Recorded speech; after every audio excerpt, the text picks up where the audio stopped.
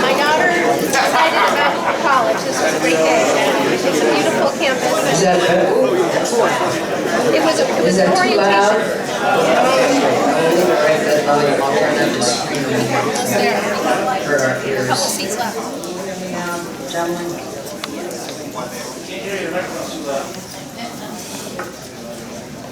Is this smart?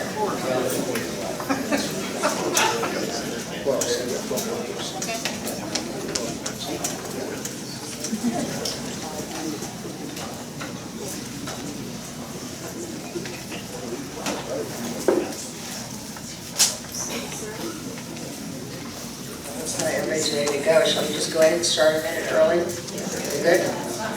Okay, good evening and welcome to, 2025 version of Candidates Night. I can't get too close to it. I get feedback. 2025 Candidates Night. This is an FHPOA event provided for the property owners on behalf of the POA and the staff. That does not apply to any board member or any of the board or staff of the Community Property Owners Association staff are endorsing any of these candidates. So, again, my name is Pat Dumont, and Jennifer Goudet is right here with our community manager. You don't have a card? She's our timer. So, this is either stop talking or you've got 30 seconds left. And then Al Ashauer. Saying turn off your cell phones. Oh, yes, please turn your cell phones off. I have to do that too. I think mine is off. Cell phones off or vibrate. Ask her to speak up and into the mic, please. We need a little more volume, Will. More volume. Speak up. It's just going to stay up. Is that better?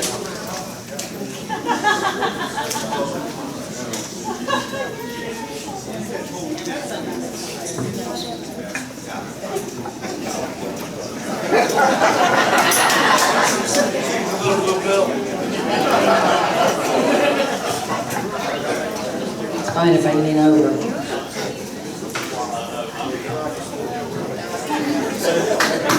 I can get on the stool, nobody will see me. Altitudinally challenged as I am.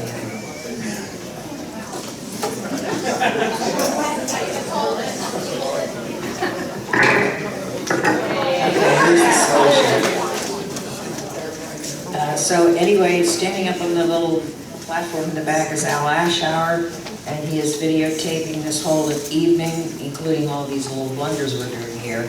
And you'll be able to see everything on YouTube, and whoever can't make it tonight can see it on YouTube. Day or two, Al, usually? It should be up by, it will be available by Monday. By Monday, okay. Great, thank you for that. One of the things that we wanted to cover tonight is civility. We want everyone to be respectful. Please ask your questions civilly, answer the questions civilly, candidates. There's no need to be mean or nasty, or let's just be polite and be civil. Let's be nice to each other. We can disagree all we want, but we don't have to be in a nasty way. So the procedures tonight are, each candidate will have up to 5 minutes, Jennifer will time you, to explain your platform, say whatever you want to say in your introduction for the first 5 minutes. And if you're getting close to your end of your 5 minutes, Jennifer will wave the little green, the yellow flag, 30-second warning. And at the end of that, she'll throw up the stop sign. You have to stop talking. That's it. All right, great. Then, after the candidates have made their opening statements, we'll open the questions to the floor for questions and answers. And there will be a line. Where are we starting? Over on by the kitchen? Help me out. Who's doing the line with the questions? Come up here and up to the tape on the floor. Okay, so we'll line up at the back and then come up to the marker, and we'll provide a microphone for you. We'd like you to introduce yourself, put your name, where you live, and then ask your question. Please keep the question. No speeches, no rants, just a simple question. Keep it as simple as possible. That way the candidate that you're asking, or all the candidates, understand exactly what it is you're asking. Sometimes questions get so convoluted, you have to figure out, was there a question in there somewhere? So please try to be concise.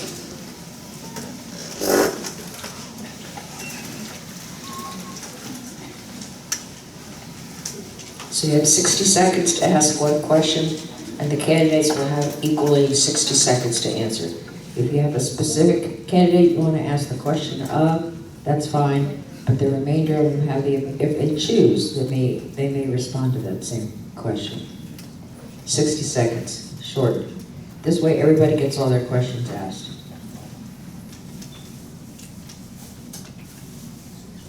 After the Q&A session is finished, each candidate will have up to 2 minutes to do a wrap-up. Again, Jennifer is the timer on that. Again, let's please all be civil, no jeering, booing, or other bad behavior. It will not be tolerated. Anyone violating this will need to leave the building. We don't want that to happen, so please let's be kind. So let's meet the candidates. Allegiance. Sure.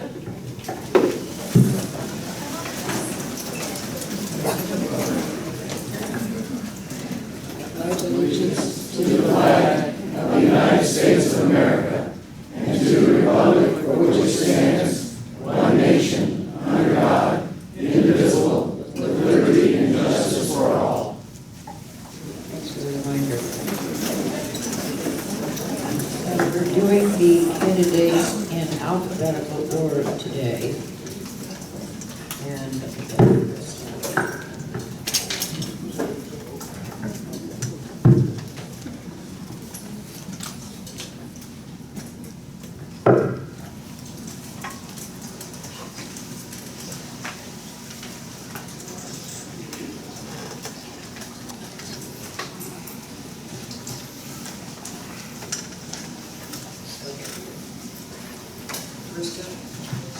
Anderson. And you stand while you're speaking. Candidates, can you stand okay? Okay.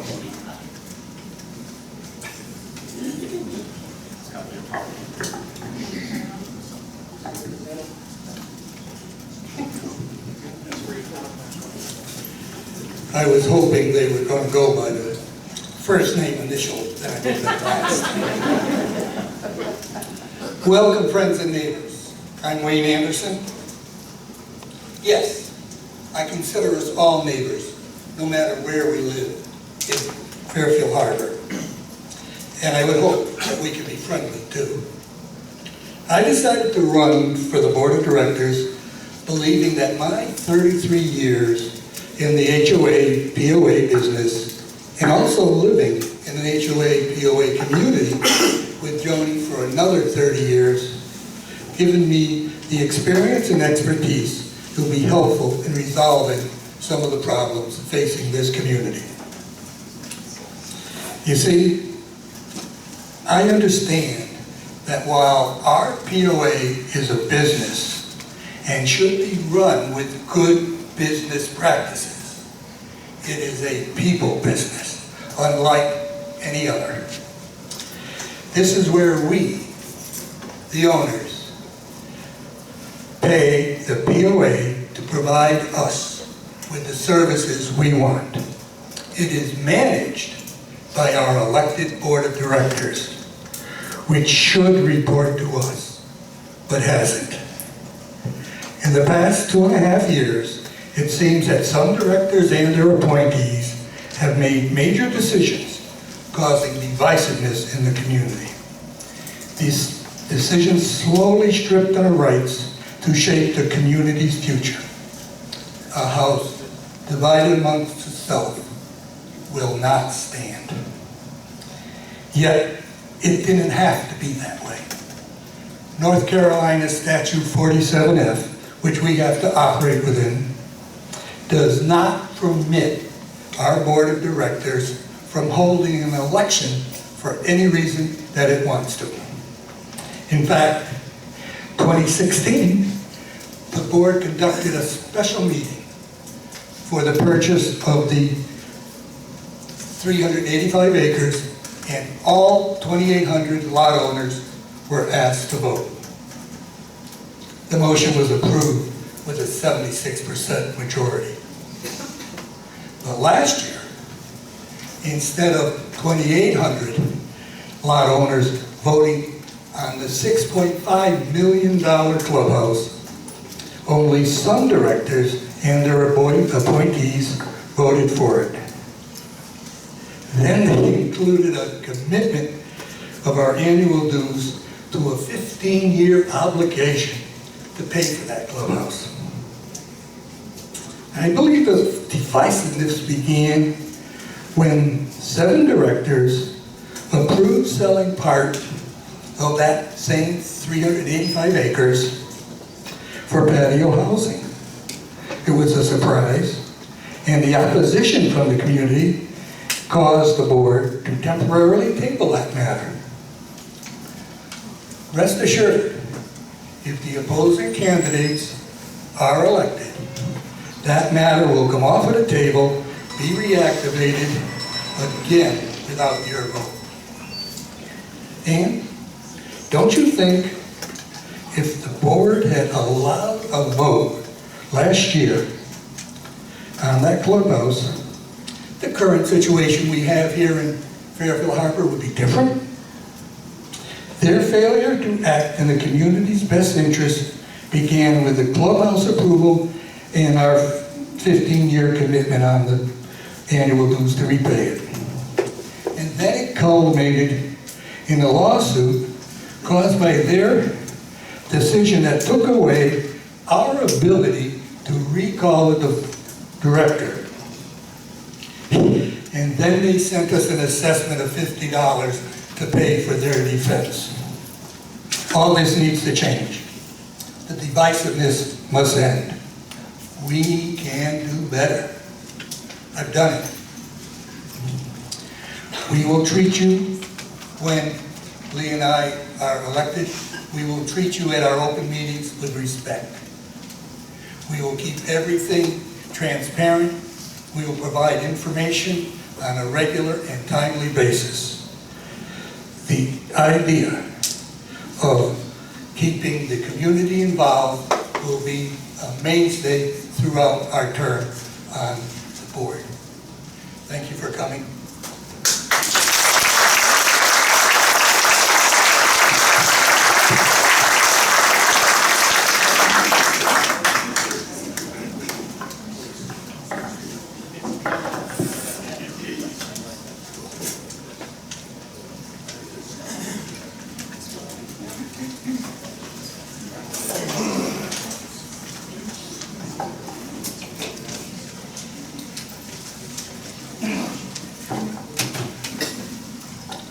I talk a little faster than Wayne does, so buckle up. Here we go. I want to thank everyone in the room for coming here tonight. Right now, I'd like you to ask yourself, honestly, why did you come here tonight? If you came tonight in search of a better community, unified and moving forward together, please vote for Wayne and myself.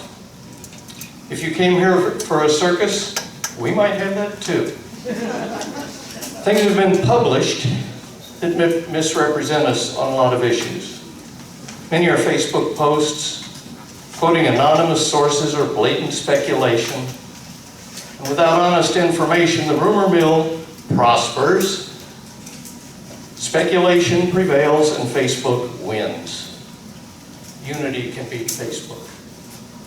We will address all issues face to face tonight. Please ask, you can decide. I honor the achievements of past boards. We've gotten out of past financial trouble, steered through recovery from Florence, purchased a defunct golf course, and turned it into beautiful green space. More recent accomplishments have been pretty, but also divisive because the community was given no voice in them. The board acts without support from the members. The members should vote. That is what's dividing this community. We now own a billboard at Broad Creek and 55, and we have a clubhouse under construction. We have long-term contracts for services that are important, but the liability is not disclosed in our financial reports. I honor the achievements, but I'm critical of the way they've been accomplished. I'm also critical of our current financial reporting. I honor those achievements, but Wayne and I believe the community should have been offered an approval vote on any project as expensive as the Harbor Club.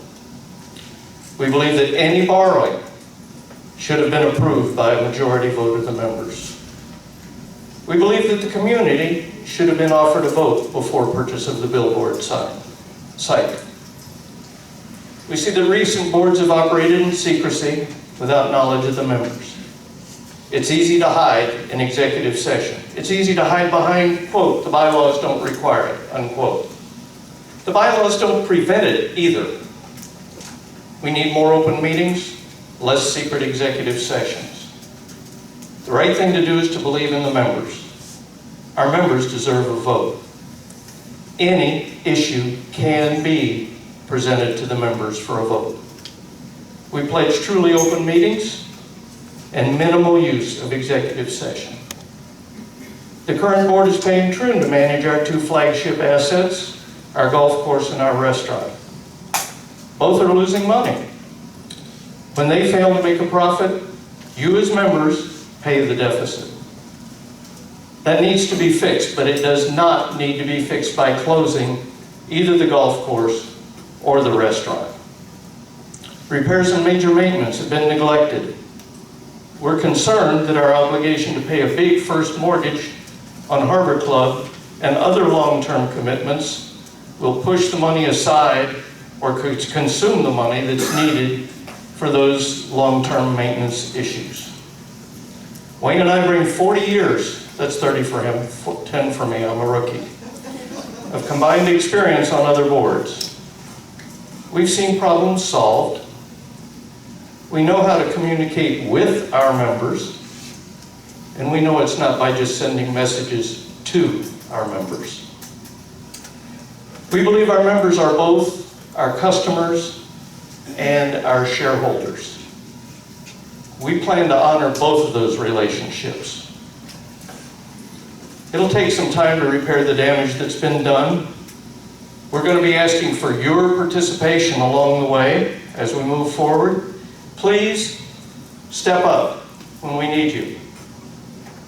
You can learn more about all this at fh-unity.com. So, trusted information, not speculation and rumor. Major projects, members vote. Borrowing money, members vote. Honest, understandable financial reports. Member participation. Open meetings, open records. That's what we're about. Let's get to work together.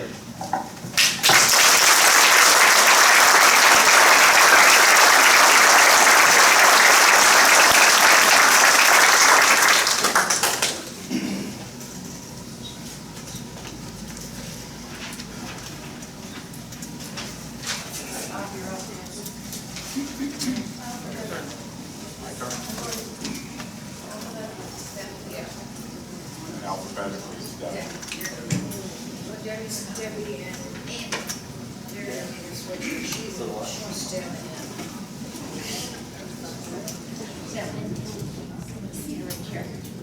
Hi, my name is Deb Harris. My husband and I moved here 3.5 years ago with the intent of this being our final home. Stand up, please. I can't, I'm just getting over a broken knee, so if you can just bear with me, it would be so appreciated. I can at least walk right now. My husband, as well as many others that live here, has served in the military during a time of war. He also served for 30 years on a busy New England fire department. His life sacrifices have gone into our home here. For us, we want to be in a community where people are not only civil, but share many of the pleasures of later life that are so important. Peace where we live is among the most important to us. I joined this board 9 months ago after the resignation of far too many good people, and now we can include our current treasurer in that list.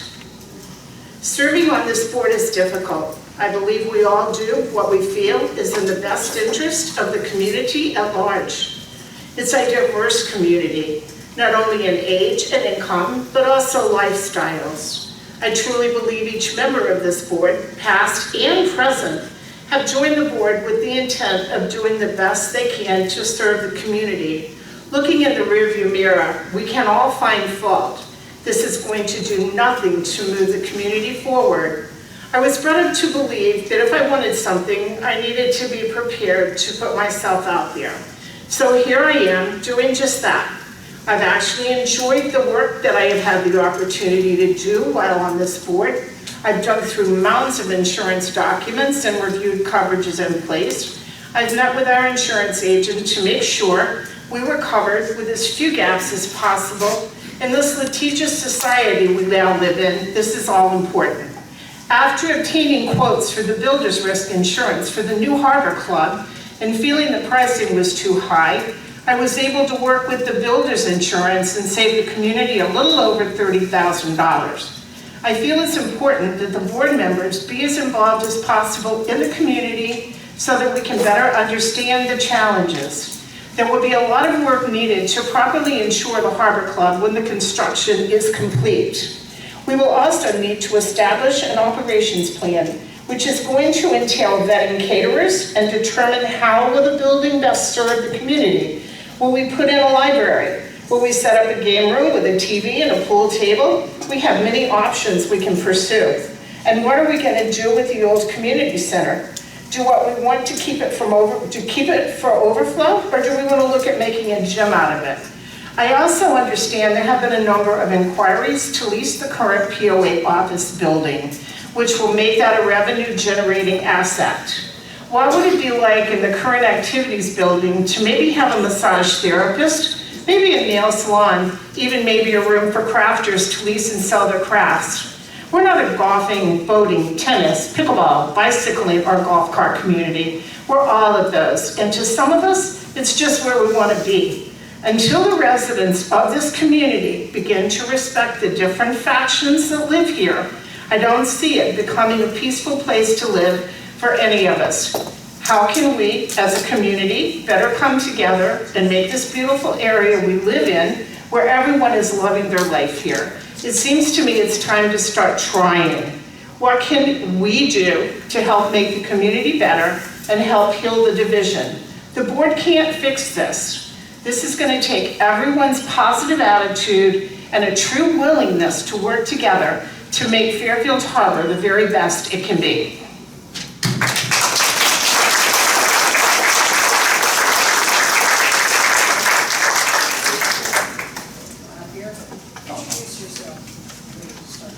I'm fine. Okay, I'm going to read part of this, and then Jennifer's going to tell me how much time I have left, because I like to talk and ramble. So if I read it, I'll keep it short, and then on whatever time left, I'll stop. My name's Bob Martin. I'm running for the Board of Directors on Property Owners Association because I believe the community deserves leadership rooted in integrity and faith. Like many of you, I care deeply about this place we call home. I have seen firsthand the challenges we face, whether it's ensuring transparency on the decisions, maintaining our shared spaces, or fostering a sense of trust among neighbors. I am here today because I believe that by working together, guided by strong values, we can overcome these challenges and build a stronger and more united community. I run my life based on two values, integrity and faith. Integrity, doing the right thing when nobody else is watching. If elected, I promise to be open and honest with every decision. I will listen to your concerns, communicate clearly, and ensure that our association's actions reflect the best interest of all members. everybody that lives out here. Faith for me is about believing in each other, and in the future we can create together. It means trusting even when we disagree, we can find common ground and move forward with respect. My faith inspires me to serve selflessly, to treat everyone kindness and lead by example. I know leadership is not just about making rules, it's about building relationships. I want to create opportunities for us to come together, share ideas, solve problems as our community. I will advocate for fair policies, responsible budgeting, and improvements that benefit all of us again. You got 2 minutes. I've got 2 minutes, okay. Let me tell you a little bit about myself. 3 minutes. 3 minutes, okay, I'll use 2, that's pretty good.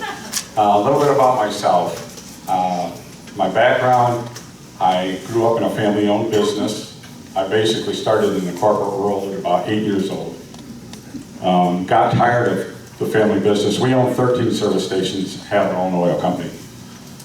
So I went in the military. I thought it'd be a good place to change things up for a bit. I spent 33 years of my life serving in the military.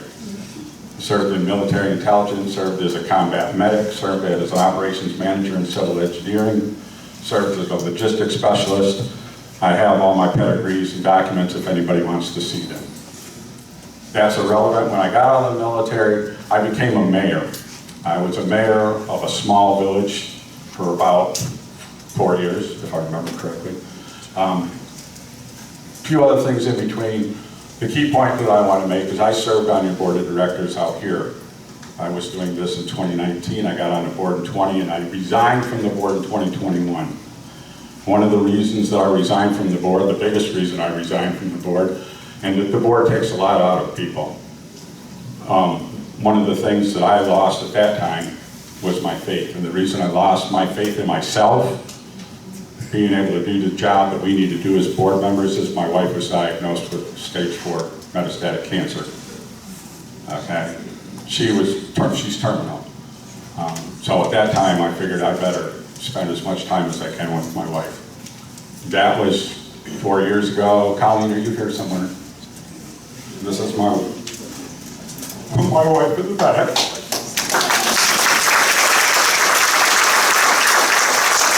She's one of the ones that inspired me to run again. She goes on day after day after day. I've lived out here 7 years. I've met wonderful people in this community. I've met very inspiring people in this community. There's a young man named Eric that lives out here, that if you ever see the Wounded Warrior ads, Eric's in the Wounded Warrior ads. Talking about some of our young individuals that live out here, there's a young girl named Cameron. Her parents live out here. She's lived out here for about 7 or 8 years. She just got elected as the president of the Honor Society for one of the big schools down here in Newberry. Another one. 30 seconds left. So there's a lot more. I want to leave it out there because I want to give you guys time to ask me questions. That's truly why we're here tonight, because the board needs to answer your questions. So ask me any question you want, and I'll be as truthful and as honest as I can be, because that's me. I have integrity. I don't hide things. I don't lie about things. I'm done.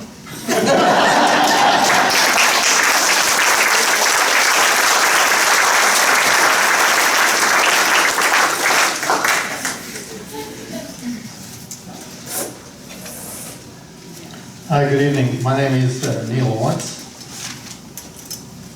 I have a weird accent because I come from a land from the deep, deep south, and I've been asked to speak very slowly.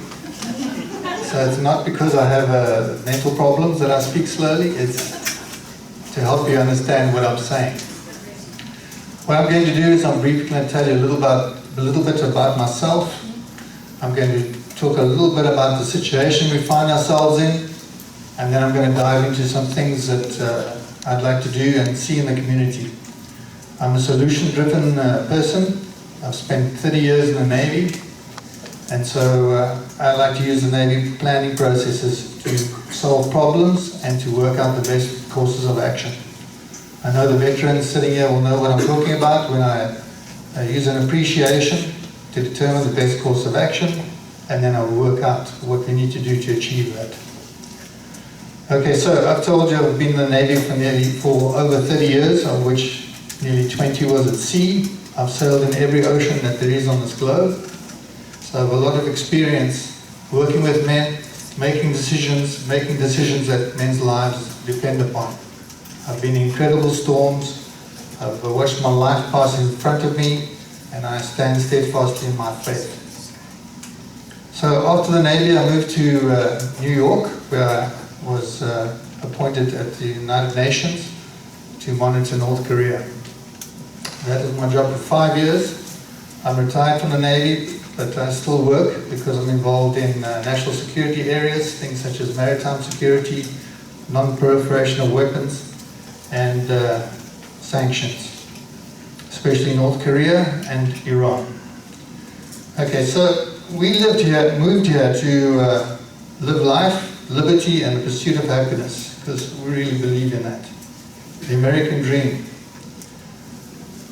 The community has just recovered from Florence and was entering into the uncertainty of the pandemic.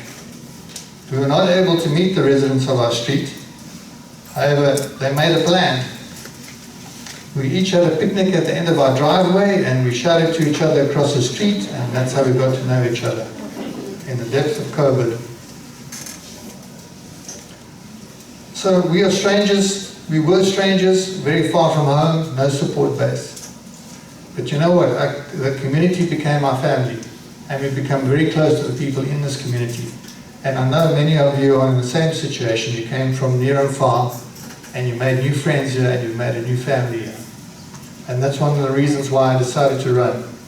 I feel that I must stand up for the very community that is our family, and graciously open their arms to us. I'm not a very emotional person, my wife will tell you, but it brings a lump to my throat when I think about this. So our neighborhood is more than just homes, it's a diverse community of people from all over the country and the world, in fact, enjoying shared activities and connections that knit us together. Our community has survived many challenges, and yet our community spirit has remained resolute. The last year and a half has been turbulent and chaotic. To me, I know exactly where the division came from.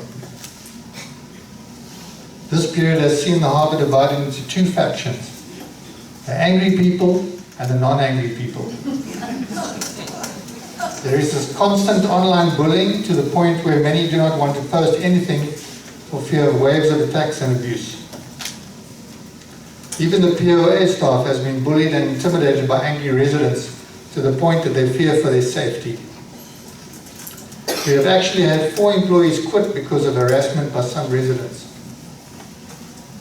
Even our treasurer has resigned because of constant harassment. We know exactly where that came from. People have been reluctant to even put out signs because of what happened in the last election, where people's lawns were torn up if you had the wrong sign. We have a community filled with kind, thoughtful, and talented people. They deserve better than to live in a hostile environment, walking on eggshells, fearful of saying anything. Now, to this end, I pledge to serve this community with dedication and optimism with 5 commitments, and they're on our website. Champion transparent communication and inclusive decision-making, proactively maintain facilities and plan cost-effective projects, and there are many ideas that we have. Our preference is to talk to people face-to-face, to foster unity and by creating opportunities for neighbours to connect, ensure fiscally responsible budgeting, and lastly, to remain adaptable and responsive. Thank you.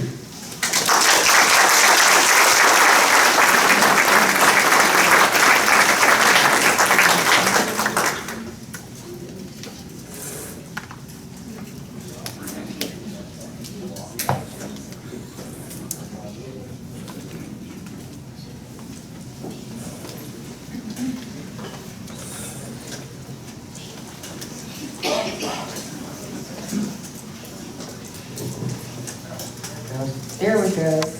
Okay, we're ready for questions. If you have a question, there's the first one right there, just line up behind.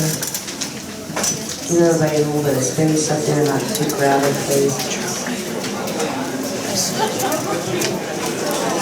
As we're jockeying for position, I want to remind you, one question per person. As soon as everyone has had a chance to ask questions, you can line up again.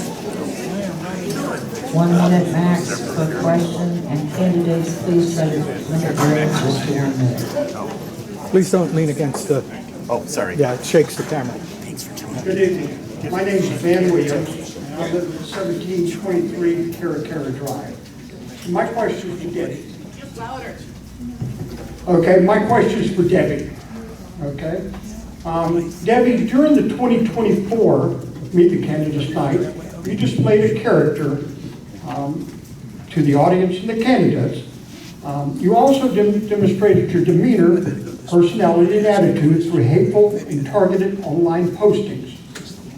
The Board of Director, President Les Pendleton, described you as someone who would rather argue than talk with you. That's his words, not mine. When you made application to the Board of Directors, I was informed... This is a speech, or is this a question, please? This is a question. He's got a minute. Got a minute there, we... How do you explain your behavior to the membership to convince them you're not argumentative, combative, and divisive candidates your friends and others have described you as?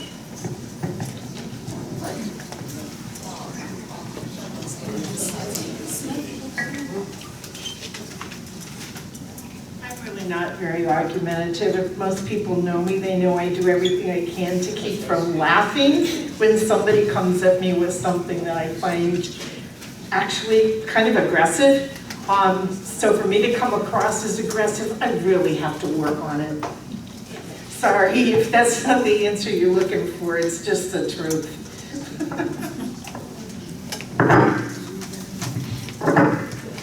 Hi, Billy Hewitt, 1215 Petit Terre Court. My question is to you as well, Debbie.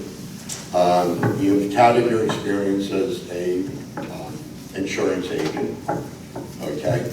23 years, I believe that you said, okay, that you've gotten involved in redoing some of the insurances, saving $30,000. Thank you very much for that. Okay, but my question goes to, you got involved because you believe that, or from your experience, managers have been taking advantage of agents, okay? We know that they get paid, you guys got paid on commission. Did you take advantage of managers in the past? And in redoing the insurance, was anything involved with one of your insurance companies? Just yes or no answers, please. Actually, there's no truth in what you said. No, I'm going to answer this. You pretty much just accused me of something very unethical, and I'm going to respond so you can listen to me. I have not rewritten any policies. I've met with the agent that's handled this account for years. I've gone through the policies. I've made sure there was no duplication whatsoever, and I have not made a penny. I have done this as a board of directors. Insurance agent, I've done it 28 years and never been accused of anything unethical, Mr. Hewitt. So thank you for the question, and we'll clear that up right away. Yes or no will suffice. Yes or no doesn't suffice when you accuse me of an ethical breach. This is not a debate, folks. One question. Mike, sorry. Charlie Jump, 6203 Albatross Drive. My question is for each of the candidates, all of the candidates. If elected, would you stand for the Board of Directors changing the bylaws without giving notice to the community?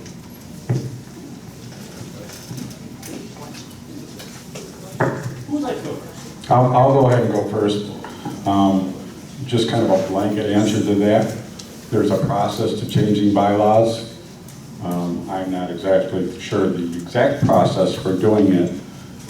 Notification to the community before we hold a meeting where we are going to make a motion on changing a bylaw, I believe has to be an open meeting. I don't know. I'll go back and research that. Transparency, though, I'll tell you, anything that's going to lead to changing a bylaw, if I was on the board and I was a board member once again, I would share the information that I have with you firsthand. Just ask. I personally would like to see us review all of the bylaws, and then that way we wouldn't be having these discussions anymore. One question, one answer, sorry. She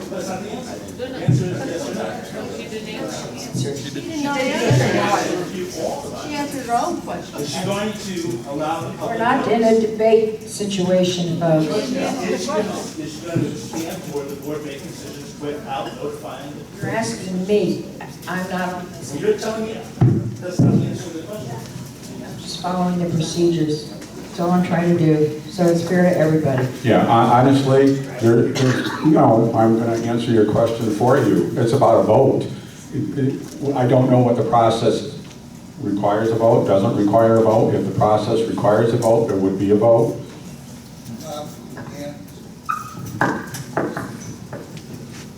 Yes, I would. I could explain that our bylaws only allow a positive vote, supermajority, 5 votes of the board of directors to change the bylaws.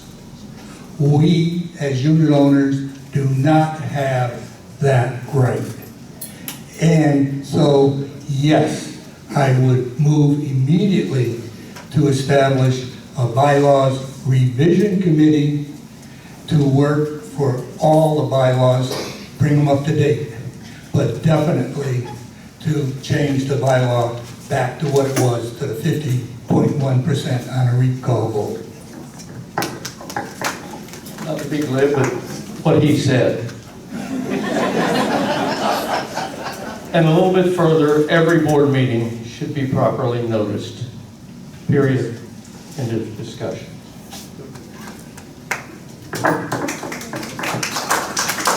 Okay, so I've looked at various HOAs and POAs within North Carolina, and it's pretty common that there is a supermajority, and I will follow the supermajority. Thank you.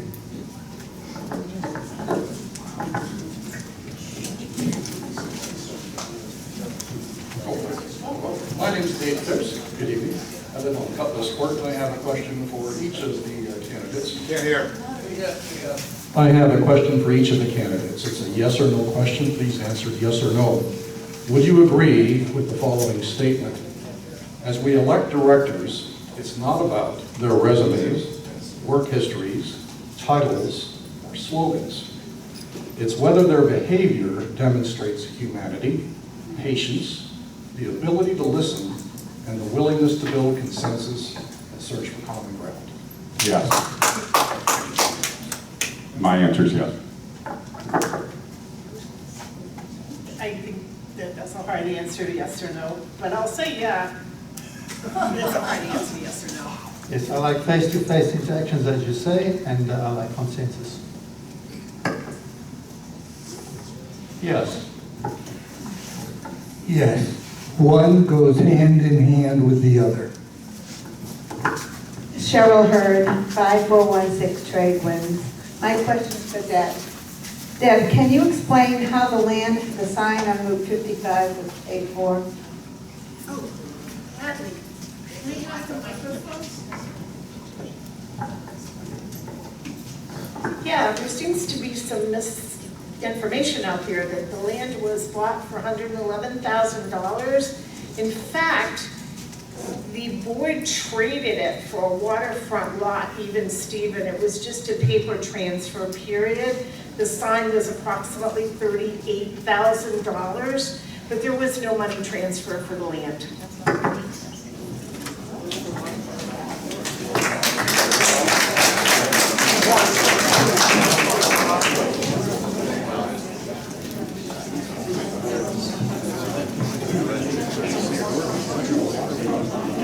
evening. My name is Ann Simpson. I live at 5707 Barbary Post. To all the candidates, will you submit tonight that you will follow the majority of the homeowner's position that the offices should not be moved to the new clubhouse? The present location is outside the gate, secure and convenient to all sections of the community. Unless it's a majority vote that's taken, can't tell you yes or no, and I don't know if that's an option to hold a vote on that. We're of the opinion that any vote can be taken for any issue of the members. I believe that the offices are in the best, most accessible, most secure, easiest to visit location they can be in. I would support staying where they are. I would also support a vote of the members.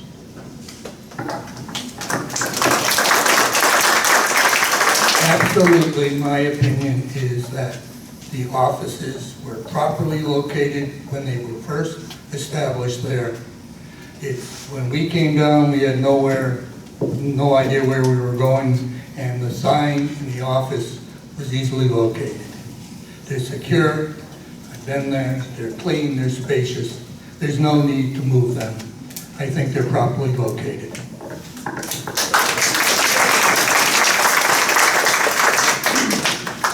Okay, so I've been inside the new clubhouse. It's a magnificent building, and I look forward to it opening. Now, the community has invested significant amount of money in that building. Why would you not want people in there to make sure that it's properly run, it's looked after, maintained, and taken care of security-wise? I think it just makes sense that the staff be located there, then we don't have to pay staff, additional staff, to look after this magnificent building. And I think it's a wise move that to be moved there. In addition to that, there have also been problems with the staff feeling unsafe where they are now, and I think they should be safely within this particular building, taking care of it on our behalf.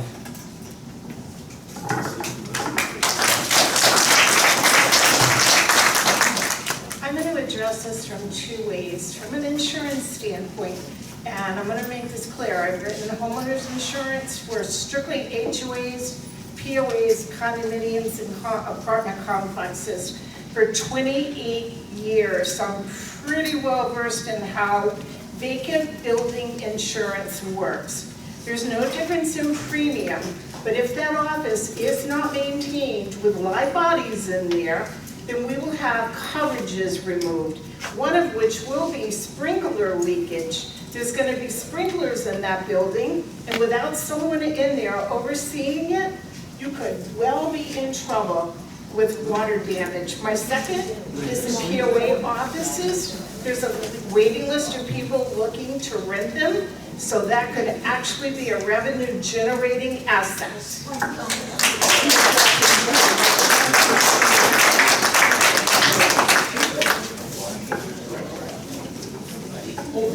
Okay. David Lang, 906 Navidad Bank. My question is to Lee and Wayne. I'm a golfer. I'm glad to hear that you're saying you're not going to close the golf course. Right? Went on the record tonight? Absolutely. And you're not going to sell the golf course or the restaurant? Ridiculous. No. No.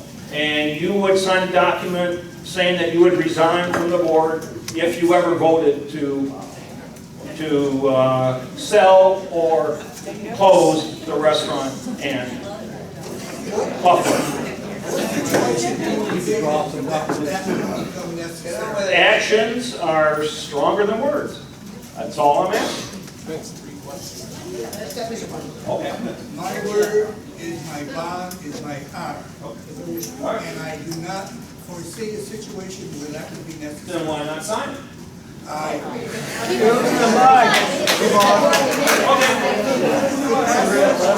know their answer. Okay, calm down. One question. This is for each of you. I'd like to start with Debbie.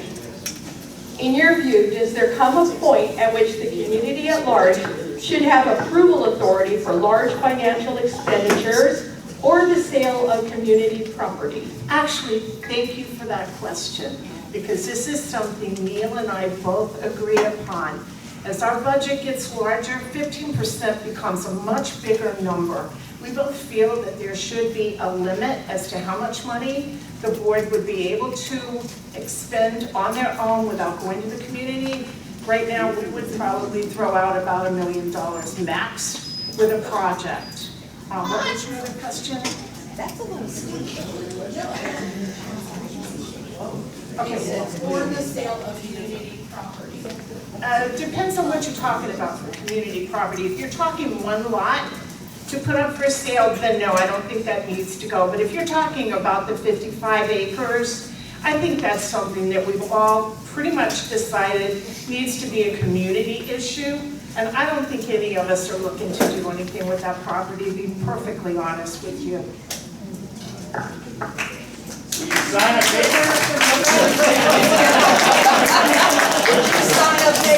Actually, yeah, I'll sign a paper too, and I'm not afraid to sign my name. Once I say something, it's just like signing my name, I think, Mr. Jump.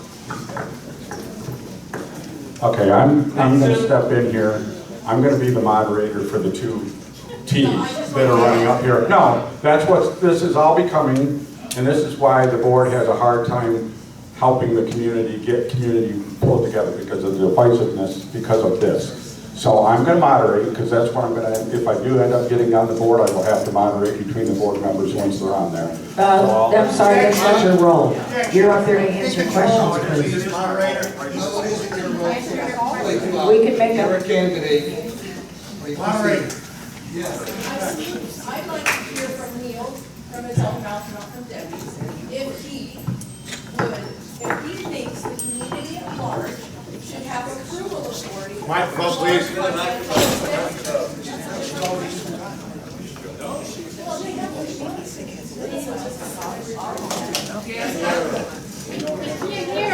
Neil, answer the question.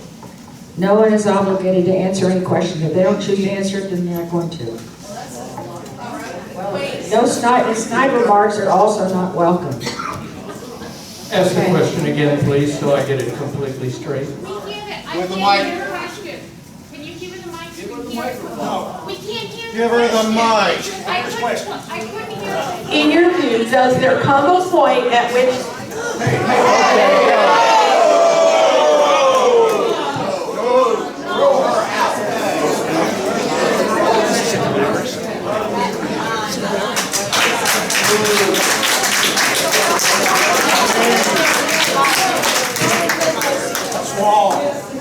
That's wrong. All she asked for was a microphone. All she asked was for a microphone to talk into. You would we asked him to ask you questions. And he asked her to ask questions. That's all he did. You asked me the questions, not What was the problem? I'm going to ask you again. I would like to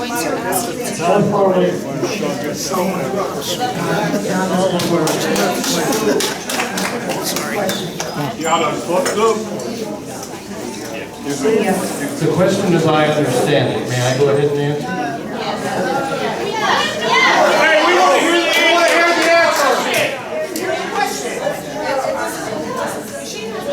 She asked all four of them, by the way.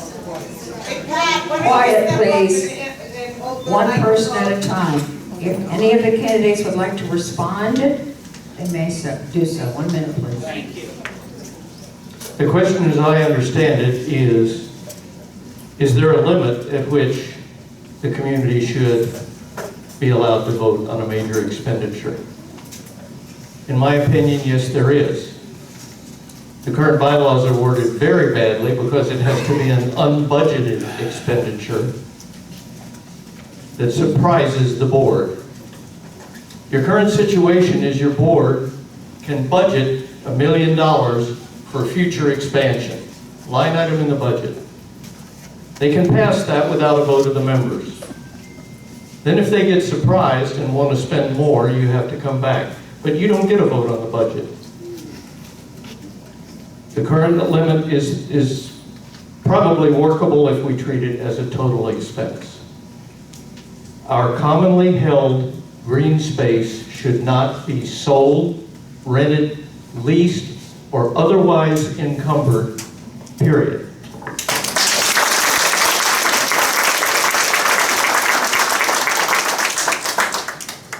When I spoke earlier about revising the bylaws, this is another example, as Leah said, where it's confusing.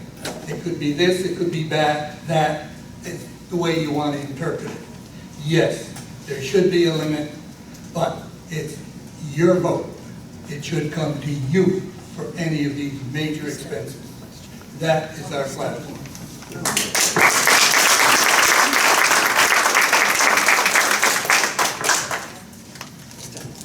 Okay, so my position is that if there's any major capital expenditure, and what we're going to do at the end of this, we're going to give you a brochure on our position. In addition to the 15%, $1 million threshold, which would require a vote by the community on that particular expenditure.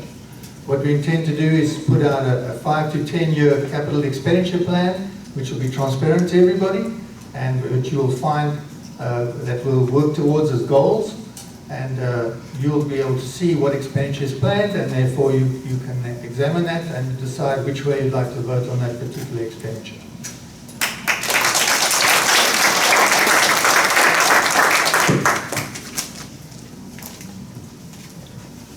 Hello, thank you all for stepping up. Choice is nice. Mark Hittner, I live on 5214 Buckle Reed Road. I have a simple yes or no question.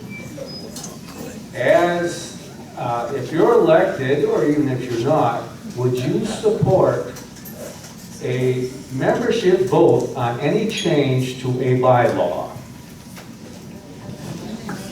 Yes.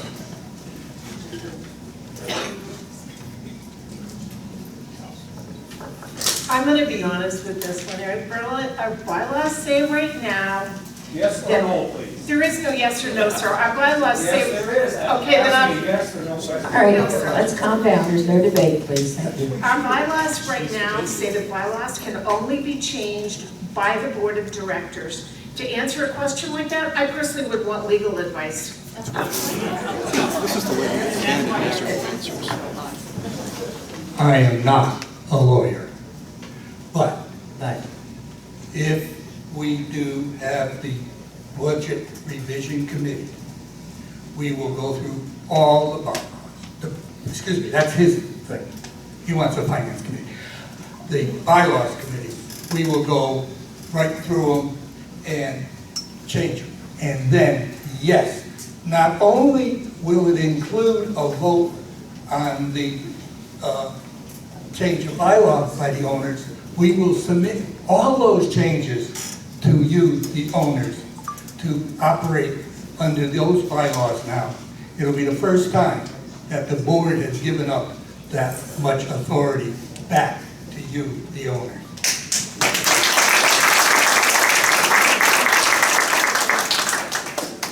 Yes.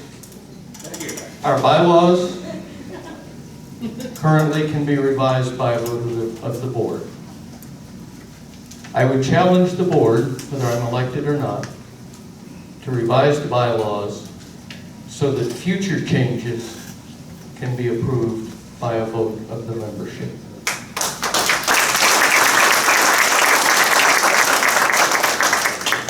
Yes, I agree.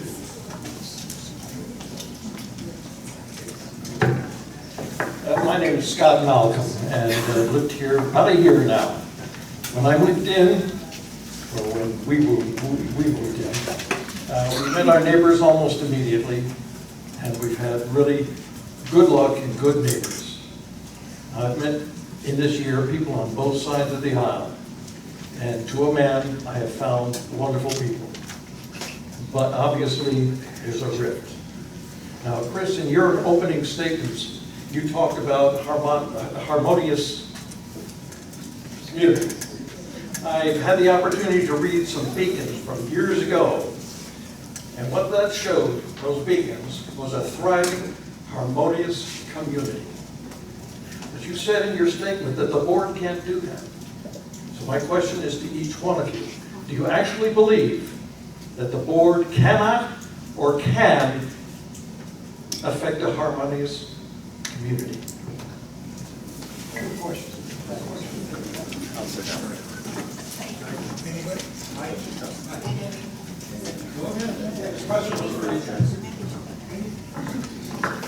I can't say yes or no, but I can promise you I will do everything in my power and every asset that I have available to me to affect a harmonious community. That is one of my biggest goals. Yes, we truly believe that this can be a harmonious community. It begins with listening. It begins with listening to all the 2,800 unit owners and then acting upon the majority consensus of whatever it is. That means giving back to you the right to decide, to vote on. You vote on the matters for money, the amenities, everything that's affecting the community should have a vote from the community. Once the people vote, the matter's settled. It's not 5 people on the board of directors deciding for 2,800 lot owners.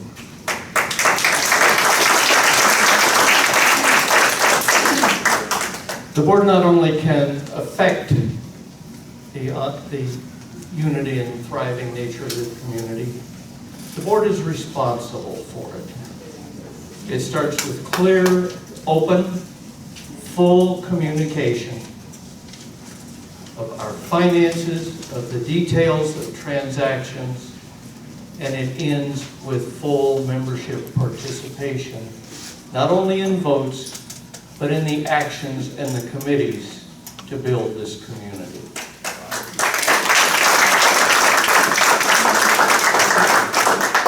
Okay, so my viewpoint is that the board can't do it on its own. The board needs the community, and the community needs the board. There's a symbiotic relationship there. I have experience having participated in a men's coffee group in Bella's restaurant in Newburgh every Tuesday morning, where there's a group of people from 11 different churches that come together for the sole purpose of unity in the community. And we've been doing that now for 5 years, praying for the community and engaging with the community. So there's some experience there.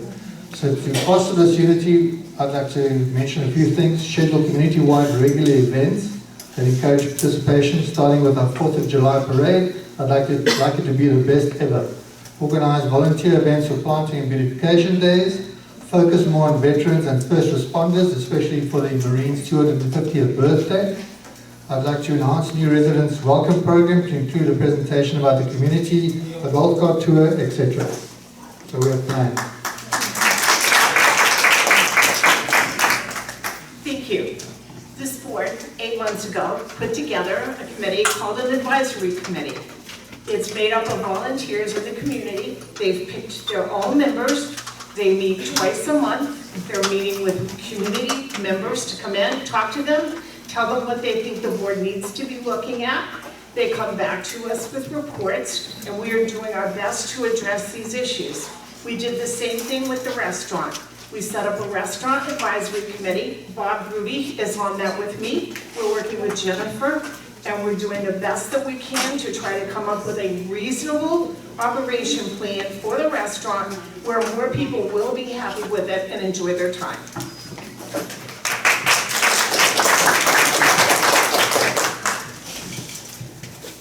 Good evening. My name is David Staff, and I live at 109 Argosy Drive. I've lived here 3.5 years now. And my question is for Mr. Anderson. In the YouTube video at the FA Stop fundraiser at the Red Sail Park in April this year, you insinuated Fairfield Harbour is in financial trouble. That video was removed. Our current treasurer refuted your accusation on a detailed statement on Facebook. Lee Fawcett sent out an apology letter for you. If elected, what new financial approaches would you propose the POA adopt?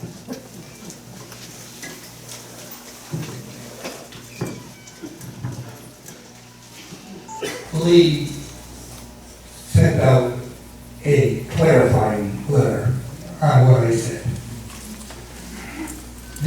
actual number that I was speaking about having was 819,000 in a reserve point in the audit.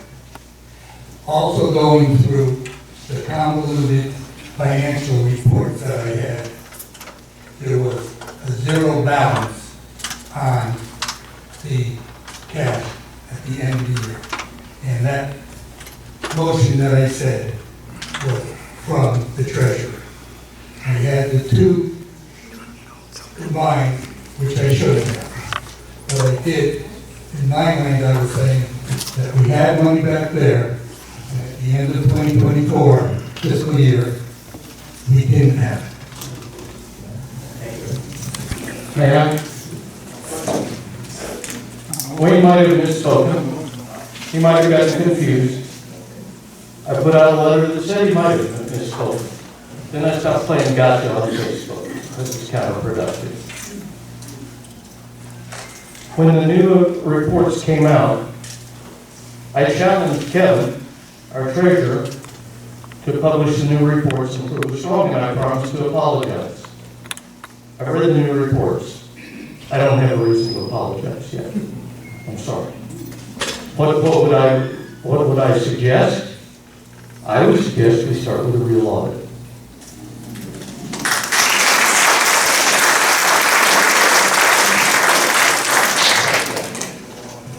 Excuse me, Mark Bradley, 129 Road. I'm really sorry.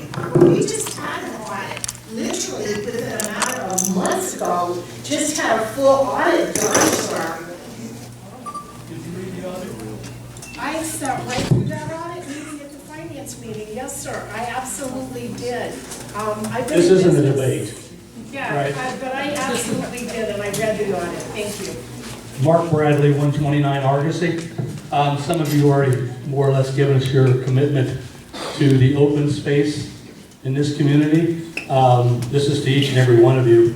Would you be willing to put in the bylaws to protect the open spaces from development?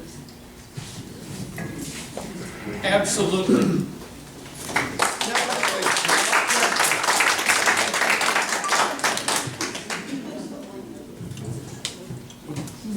You know, I don't want to see it developed either, but I do want to see something done with it, but I don't want to see houses on it, if that answers your question.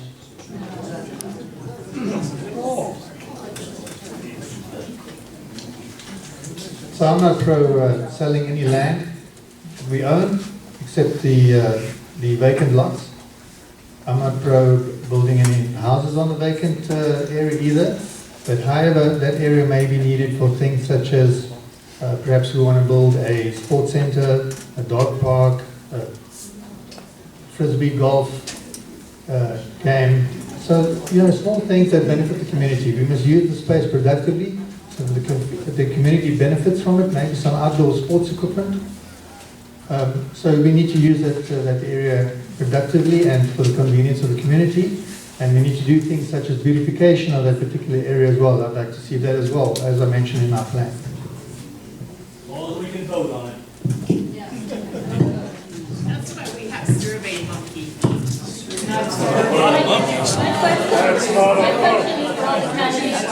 I would like a simple yes or no response. Do you agree with the board's change in the bylaws requiring 67% majority of all property owners to recall a director? Considering in the history of Fairfield Harbour, we've never had any election where 67% of the eligible voters participated.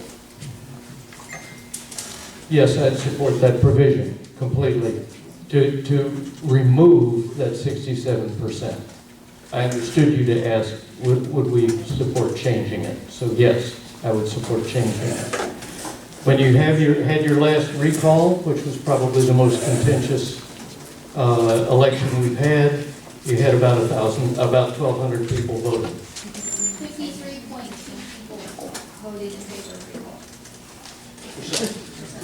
Percent. Definitely, I would be in favor of changing that immediately. I'm in agreement with them. We need to change it back to what it was. Our board needs to be held accountable, the 50%. We need to be held accountable. I agree.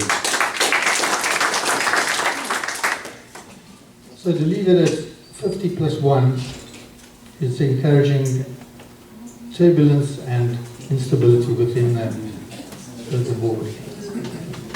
This is why, and it's very important, that you don't have a situation where it's too easy to remove them. You have to strike a balance, and that's not too difficult. So I support the supermajority because it's common in HOAs, especially when you have a big one like ours. You have to not have instability. We've had enough of chaos and instability. Supermajority is a common thing. It's not unique. And since I am specifically named on this lawsuit, Susan Deborah Harris, for that 67% change, I absolutely will not even get involved in this one. Hi, I'm Bob Rearick, 2040 Royal Pines Drive. A question for each of you. Simple question. What's the first thing you hope to accomplish when you become a board member? The motion's already been made and tabled to cancel the move of the offices. I'd like to bring that back on the table. I'd like to vote to cancel the move of the offices. Job 2 would be to get a good understanding of our financial situation. I contend we don't have one right now, and any plans to spend money without knowing where we're starting are a fantasy.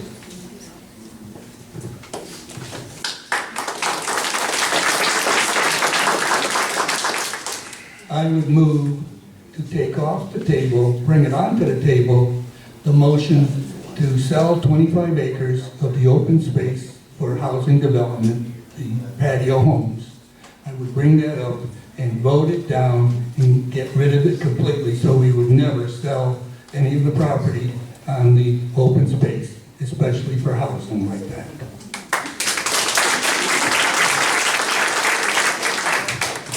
Okay, so my first objective would be to improve communication in the harbour. I have a 15-point communication plan, starting with an audit. And that audit will determine whether your contact details are correct. And with that audit, you'll get a tick box sheet where you determine how you would like to be informed, how you would like to be contacted.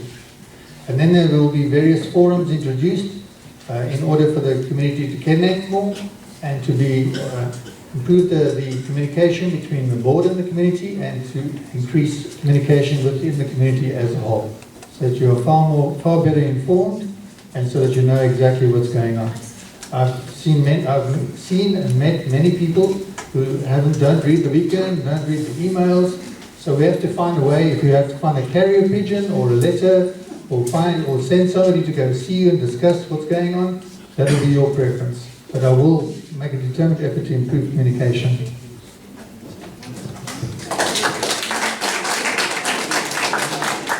I think I'd like to go back to making the beacon a tool for the board, and then start taking some of the history of some of the issues that we're dealing with right now, like the $300 in our dues towards the Harbor Club, so we could start putting some truthful information out there and getting facts out to members, especially new people here that are getting fed a lot of stuff that I can't even figure out where it's coming from.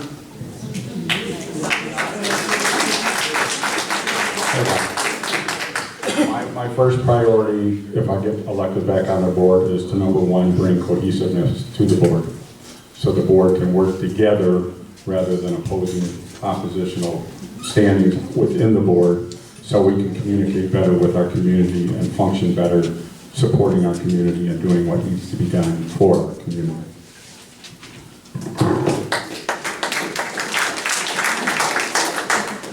Hi, I'm Mary Swan. I'm at 5018 Buckle Reef Road.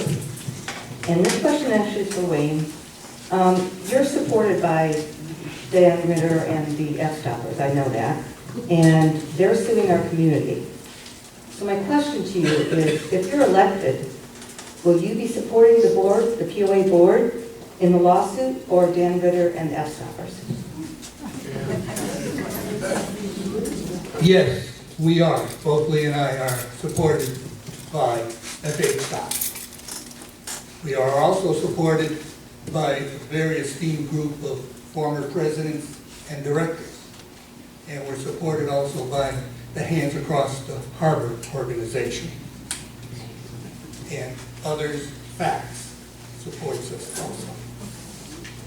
The matter of the lawsuit is in the courts now, and my position is that's where it belongs, and let it stay there and come to resolution.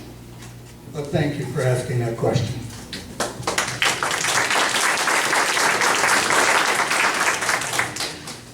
I was sitting in the blast zone for that question, and I'd like to respond to it. Wayne and I have both met with the elders, past board members and past board presidents. It doesn't make us qualified to be one of them. I've met with our fire chief prior to deciding whether to run. Does not make me a fireman. We've met with many, many groups and many, many individuals, and it's our job to listen to them. We believe in that. We think it's important. As Wayne said, the suit is in the courts.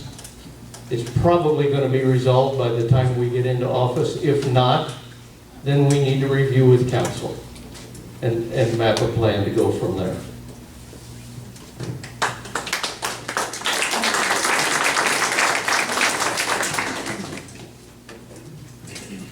Doug King, 5504 Gondolier. My question is for all of you. There are laws defining the responsibilities and powers of directors of a corporation. Can you tell us about any such law which may exclude one or more directors from access to their corporation's documents, such as its contracts, its past records, financial records, etc.? Thank you. May I? I've read 47F pretty carefully. I've skimmed 55A. I haven't seen anything in either of them that would exclude any of the directors from access to the public records. That's a comprehensive answer.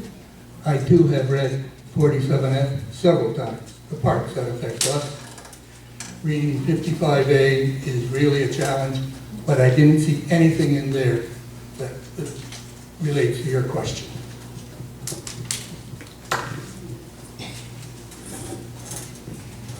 I can't see anything that will prevent the information being provided, unless, of course, it's confidential information about a lawsuit, maybe. And you are party to that? What? I didn't hear the answer.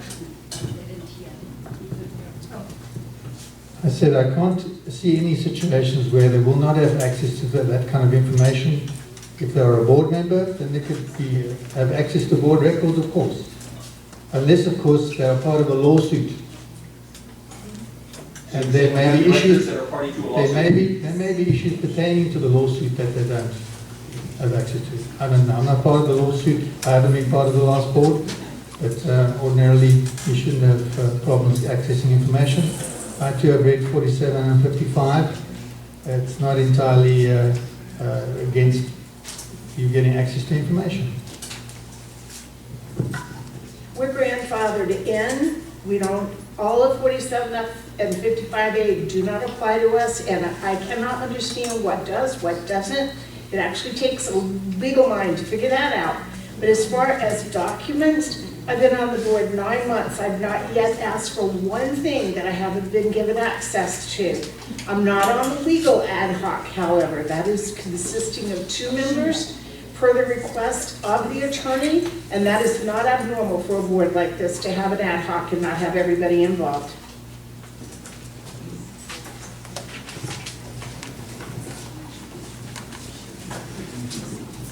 Conrad Weiser.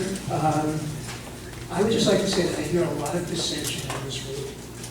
However, I don't hear that in the community proper. And I've been around this community a lot. I don't think people are, to me, I'm from New York, coming down here and moving into Fairfield Harbour, I felt like I died and went to heaven. And I've heard those exact words from hundreds of other people.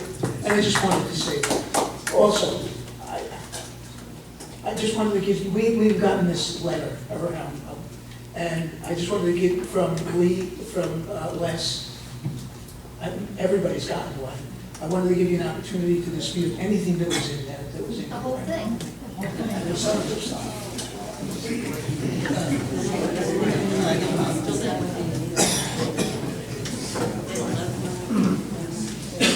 I can't answer your question in a minute. I'll comment that the 4-page letter, I've read it twice. It's a very nicely written letter. The punctuation is good, the sentence structure is good, the paragraphs are clean and brief. And it's written by a guy that writes fiction for a living.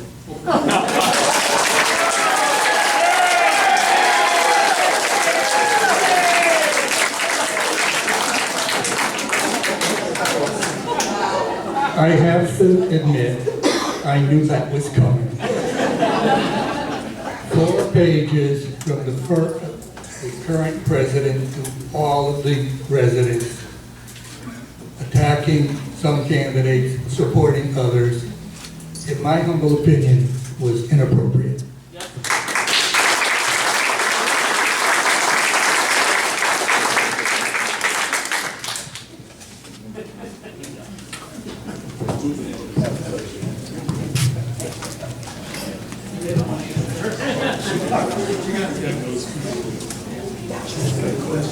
My name is Kevin Heidel. I live at 5904 Gondolier Drive, and I am the treasurer, and I have been for the last year. All right? I've now heard Lee up here, okay, basically trashing, okay, what I have done. All right? Well, no, I'm getting my time. It's a question. It's a question. Wait a minute. The Sheriff's Deputy Supposed to be a speaking. question. Hi, I'm Corporal DePietro with Creighton County Sheriff's Office. Hate to cut you off, sir. I'm supposed to be here to keep social unrest at peace. So please, if it's not a question, don't ask it, don't say it. I don't want to kick anybody else out. I don't enjoy doing that. I want to be here for everybody, so please, let's just maintain order and peace. Thank you.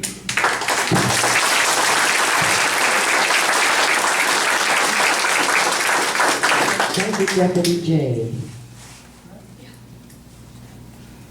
All right, and like I said, I am the treasurer, all right? And for the audience, I'm sure, okay, that you can turn around and say, okay, that I've given You'd more ask them. financial information. Everyone, you gotta ask, do you have a question, honey? I'll ask a question. Do you believe that 30% of the community should control this whole community? No, it's 53 plus 1. Do I believe that 30% of the community should control the community? No. A majority of those voting should have say over what this community does. Right, that's 30%. No, a majority of those voting. The way the 67% resolution is structured, it's a majority of those eligible to vote. It's a very different number. I'm not going to argue percentage with you.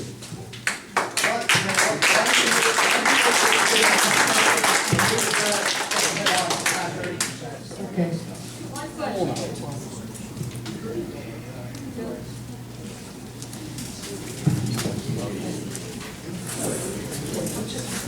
Hi, I'm Cindy Pellegrini, 2106 Royal Pines Drive, and I have one question for Ms. Harris. But your bio states that you're an insurance expert, that you should, you saved $30,000 in insurance for the new building. Surely then you are aware that our POA board is insured against lawsuits with only a $25,000 deductible. Yet you and 4 board members voted to assess each of the 2,800 property owners an amount which would raise $140,000, far in excess of what you claimed you had the funds to pay for. $9 would have done it. So why did you vote to raise all this money that you didn't need? Okay, for one thing, our deductible is $15,000, not $25,000. And that That's even better. Ma'am, I do this for a living, it's 15,000. Okay, so let me answer your question, if you'll just stop. Our legal budget is way over what we had budgeted, what our expenditures are. Because over the past year, we have been pinged one after another, after another, after another by legal letters that have had to go to our attorney. Things that you're not aware of. If you talk to Mr. Ritter and some of his S-Stop people, I'm sure they can give you the information. Ma'am, if you're talking about our legal, this is where we spend our money. I've answered you. That's where we spend our money, is on letters that we have received. Ma'am, we are over $100,000 beyond our budget. And every one of those letters pertains to this lawsuit, nothing else?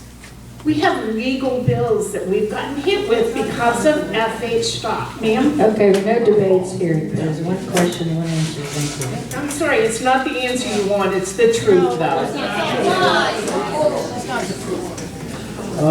Yeah, I'm Craig McIntyre. I'm on Coral Reef Drive. I'm on Team Happy. I got a question about the host of America. And I'm sure it's going to be a two-part question. First one, you probably won't be able to answer unless you're on the board and actually have access to the contract. What is the POA and homeowners? What are we on the hook for them? They came in, they spent millions of dollars, and if they get a couple hundred subscribers, that's really going to cover them. Second part, POA gets $25 per subscription.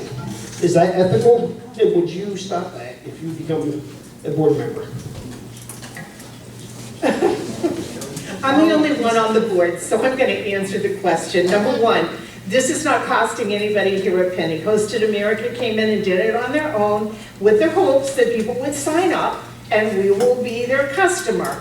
In every package that we sign up for, $20 is given back to the POA that can be used any way we want to use it.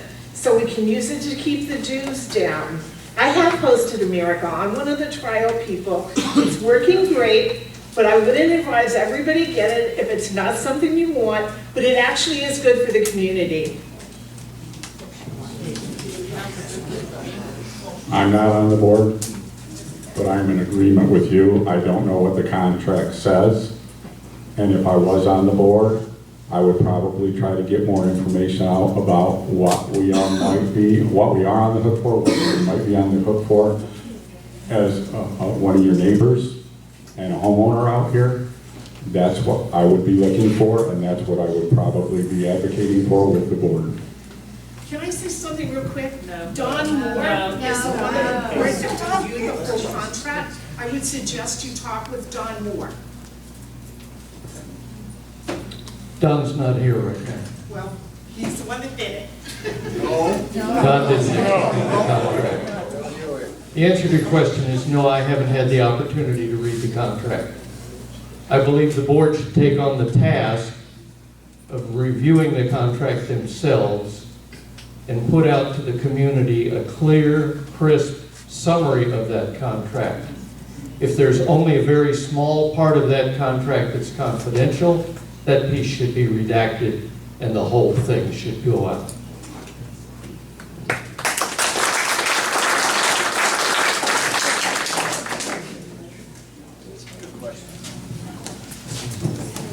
Rich Edwards, 6104 Castleton Court.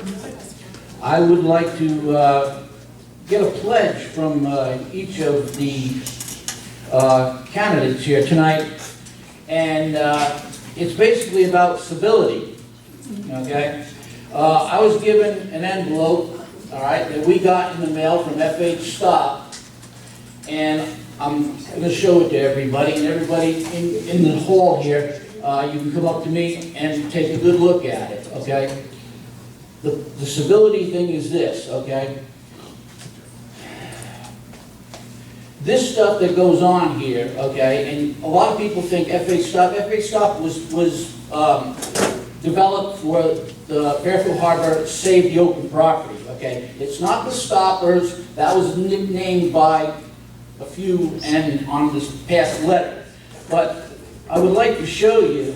Richie, is there a question? Yes, Okay. I want a pledge that this kind of civility, needs to change, that we need to come together as a community. And I will gladly show everybody here this thing here, and it also says that, expect a counter protest May 17th. See you then. That's, don't come to our bar zone, and try to disrupt it.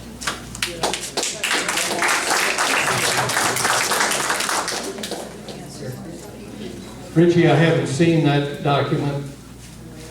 The only word on there that I could see and make out from up here was not polite in this company. I will just say, as a prospective board member, I totally condemn all actions like that.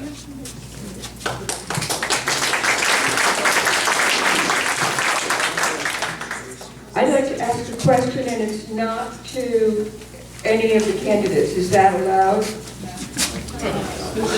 Okay, and then I will ask candidates, and you can all listen. Why are all of us being so unkind to each other? If somebody came up to you and talked to you to your face, the way that you have talked to these people tonight, you would be in tears. What are you going to do to make sure that that doesn't happen? You can't do it. We can, and we're not doing it, and that's our own fault. We are all responsible for that, and we better get it right. This is about.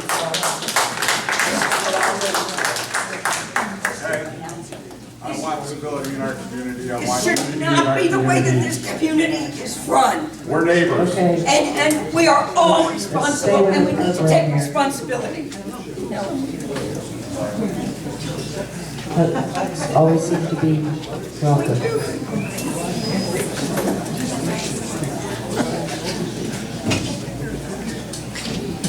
Michael Connolly, I live at 1107 Michael Connolly, I live at 1107 Cara Drive. This question is for all board members, and I'd like you to each answer. Please give me your estimate of how the POA has managed this community over the last 2 years.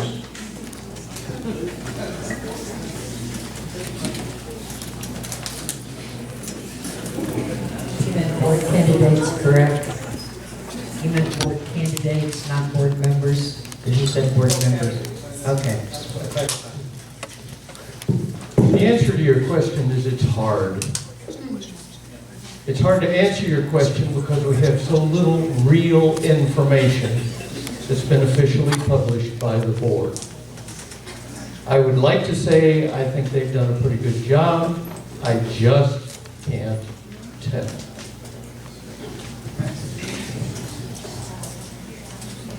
I got into this race basically because of the way this community was managed by the board for the last couple of years.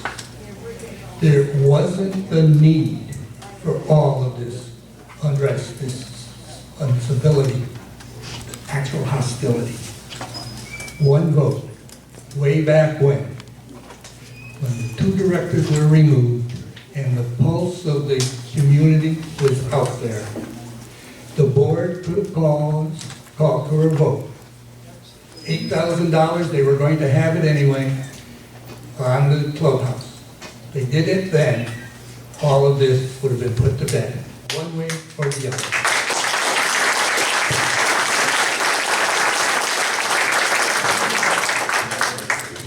Okay, so I'd like to briefly summarize what I've seen in the past period. I've seen a magnificent clubhouse being built.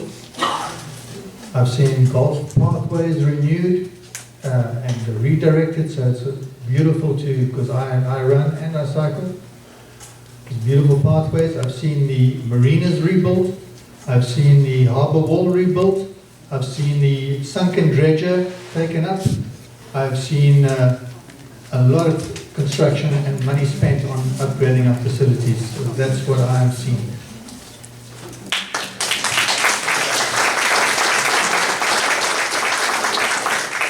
And I'm going to toot our treasurer's horn, because we were $100,000 in the hole to start the year because the timeshares are having difficulty. We had to go into a foreclosure arrangement with them. So to start off, we didn't have $100,000 in anticipated dues. We ended this year with a $30,000 in the black number, and we managed to do all the work we needed to do without raising the dues. So I'd say that's a pretty good accomplishment, given everything that we have managed to do.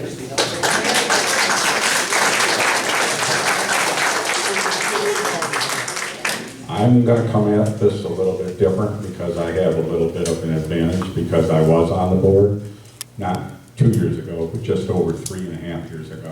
I haven't been off the board that long.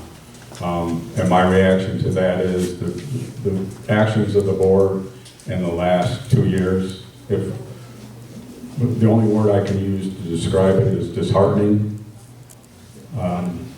They've done good, and they've done things that I don't agree with, and it's been disheartening to me, but it's how it's been handled and how it's been conveyed to the community that needs to be worked on.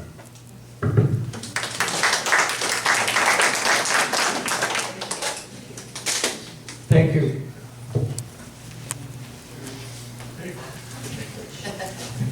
My name is Rich Miller. I live at 5913 Santo Domingo Road. Last year, I asked one question of the 4 candidates. It was, are you in favor of building the Harbor Club, and what would it do to the property values? All 4 answers from the candidates was that, yes, they were in favor of building the Harbor Club. That included Chris Barajas and Don Moore. In the vote that we had in June to fund the Harbor Club with a loan to offer from the bank, it was a 5-2 vote. There was also a vote for Wimco to be the contractor. Again, it was a 5-2 vote. The dissenting votes were Barajas and Moore. Why were they told to change their vote? I'm going to start by answering that question. We don't know. We weren't sitting on the board then. I don't know if Debbie was sitting on the board then. She doesn't know. But to your first point, when I was on the board, I've always been in favor of a Harbor Club. I don't know if I'm in favor as to the existing Harbor Club and how it's set up and everything. I don't know how they arrived at that decision, but I will find out if I get back on the board, and we'll deal with it going forward.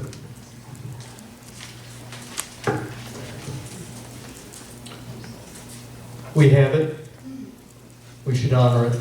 We should use it proudly. It is a fantastic asset to this community.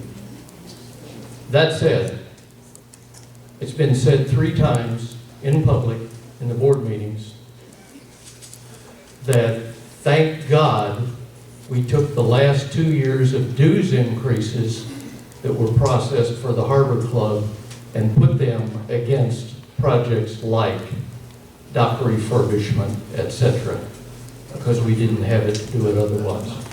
It's been said out loud in the board 2 or 3 times. I won't argue the veracity of it. I am the treasurer when we came up with the plan to do the 3 $100 increases. Still not going to argue it. All right, well, you're wrong. Well, if I'm wrong, I'll just commit that I will not ever support or vote for the community borrowing 100% of any project.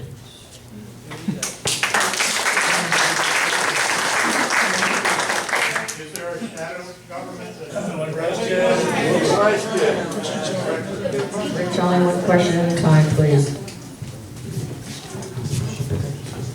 I'm Kathleen Monroe. I live on Santa Lucia with my mother. I moved here 3 years ago.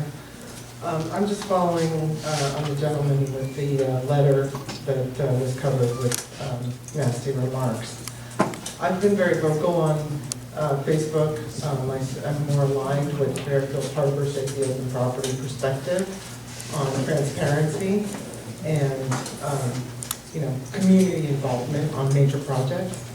I received a letter that said, "Okay, you're clearly doing drugs and drinking. Go back to rehab," with the POA address as the return address.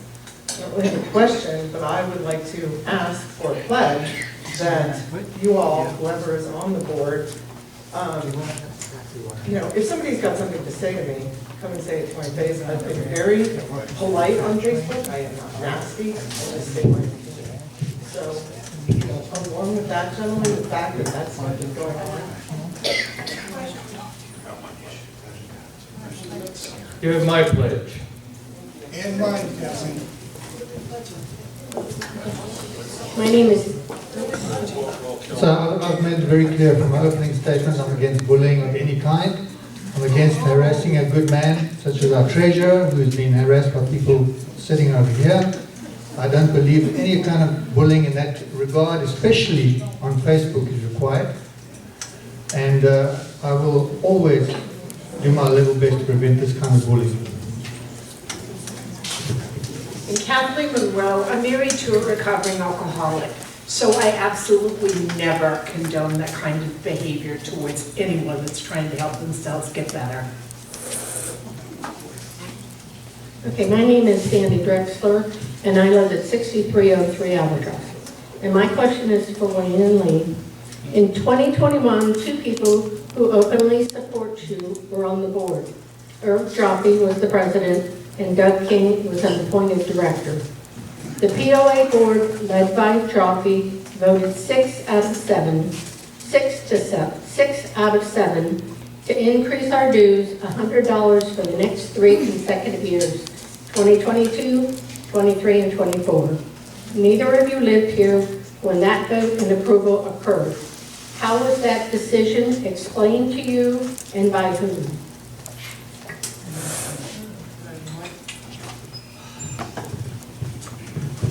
Never was explained to me. It was presented to me that here are the dues.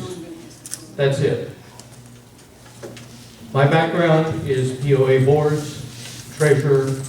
I'm curious about the operation of the community. I try to go to some board meetings and they're closed.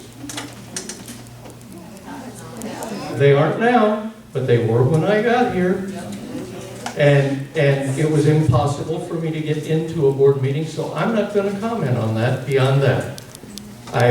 If there was a vote to increase the dues by $100, I bought into it because I was told, here's the dues amount, that's it, I'm paying it. No, it was $100 for 3 consecutive years, which amounts now $300. And there was a reason for that. What was that reason ever explained to you? No.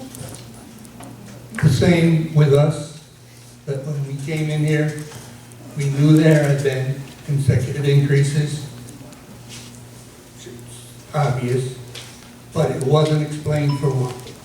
However, and I don't know if it was a budget meeting or an annual meeting, but Kevin explained that that money was in preparation to pay for the clubhouse. But because of the delay in starting construction, they used it to put in the long-delayed dock repairs, replacements, the bulkheads, and some paving. But you do know why it was done. Yes, definitely. Come on. You're allowed to leave if you want. Okay, sorry.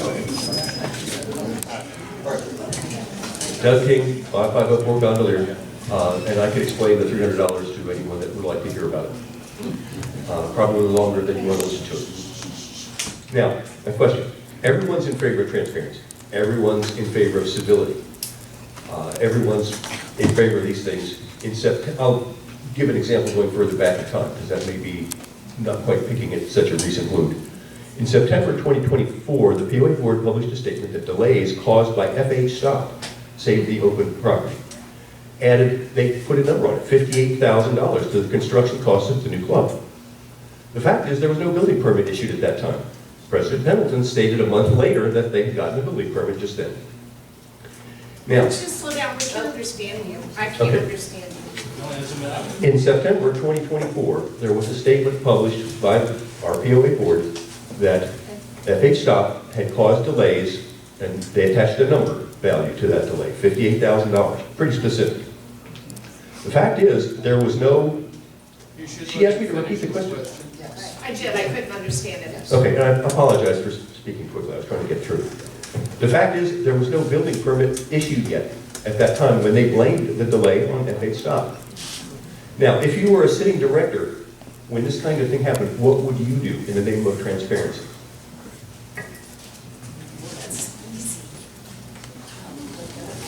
That's so easy. I'm gonna look at Mr. Bill Joshua, who's right in front of me, and ask him to please explain it. Because I don't know the answer, but I do know that the gentleman in charge of the Harbor Club construction would know it. He's not running. He might not be running, but I always go to the source to get an answer. I don't gossip on Facebook. So there's a building construction committee that was formulated for that, and that's the type of question that should be put to them. No, regarding those issues. you're running for the board. If I was on the board and I was aware of that information and I questioned that information, I would do, as a board member and a fiduciary, my due diligence to find out the facts behind it, and then try to get out whatever information that we're allowed to the public on that matter. I pretty much agree with Bob, but I will comment that in the state I moved here from, it's a felony to create a reserve for a project and then, without a vote of the members, divert those funds to another project. It's been said in the board meetings more than once in my presence. One of the problems that we have had with this board is information coming out, but without the details. A blanket statement that FH Stop's action caused $58,000 worth of penalties, fines, breach of contract, when there wasn't even a building permit taken out. What actions? What were the costs? What were the fines? So again, it's the lack of information that we've been not given that's a problem. You need to ask him where he's getting Two more questions and then Hi, I'm Craig Myler, 6008 Garden Court. This isn't an easy question. Matter of fact, I think it's a real tough one. It's one that's been bothering me for some time, and I think I've heard out of each of you this evening, acknowledging that we've got some real divide in the community. I'd like to hear from you. What caused or causes and is causing that divide? Not how we're going to solve it, but the first part of solving the problem is defining the problem. What's causing that divide?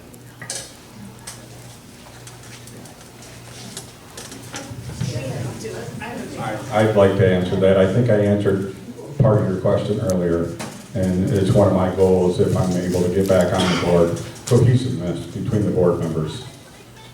With friction and divide within the board, the information that's going to get out from that is going to be divided. So that's part of the answer to the question. We've got to get the cohesiveness back within the board.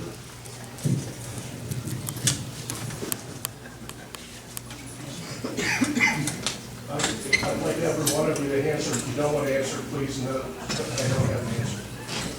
you won't like nobody here is gonna like my answer. I think there's a lot of rumors, a lot of gossip, people make stuff up, they go on Facebook and they make it sound like it's facts. And I sit while I'm working and read it, and sit there and read things about me and go, who the hell are they talking about? I think if people would get off Facebook and quit making stuff up, it would be such a nice community. Yeah,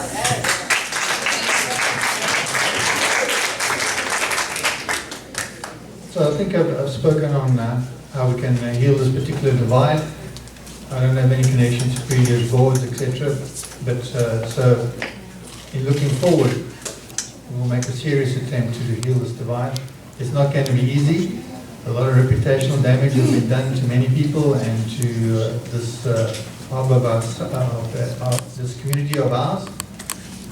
I've seen some bad statistics, and as a result of that, however, I will do my level best to get this community back together, getting synergy amongst board members, and getting community involvement in as much as possible, maximizing the committees that we have. We have a lot of talented, smart people that we can harness to get this done. What causes the divide? For once in my life, I agree with Debbie. But it starts upstream of that. It starts with poor information, it starts with conflicting information, published by the board or not published by the board, as the case may be. You heard it in here tonight. What did we pay for the lot on 55? One opinion, two opinions? It was never published. How does that blow up on Facebook? You think that's bad? Here's the rest of the story. And it gets made up, and it gets made up, and it goes on. And the truth, plainly stated, will help undo that.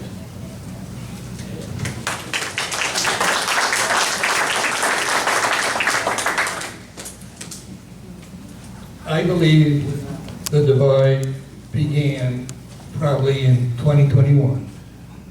There was a new board, and 2021? Yes. And some directors had a special vision of what they wanted for Fairfield Harbour. They knew they had the authority, the power to do it, and then they went forward with it.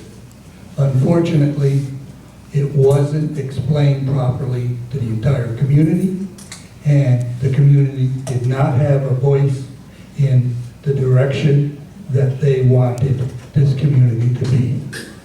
Hence, the lack of information, the working behind the scenes, the surprise announcements, everything coming out after the fact, with no voice from the community at large, caused a split.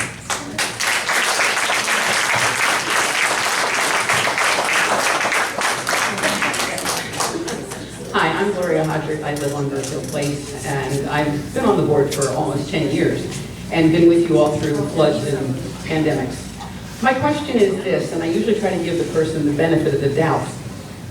Neil, you just said that you are not supportive of bullying, yet there's a video out there where you verbally accosted a resident.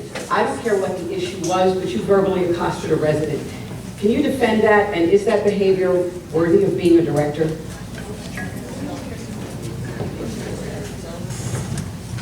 So I was waiting for that, because that incident was clearly set up. I was giving you time, but you brought it up, so.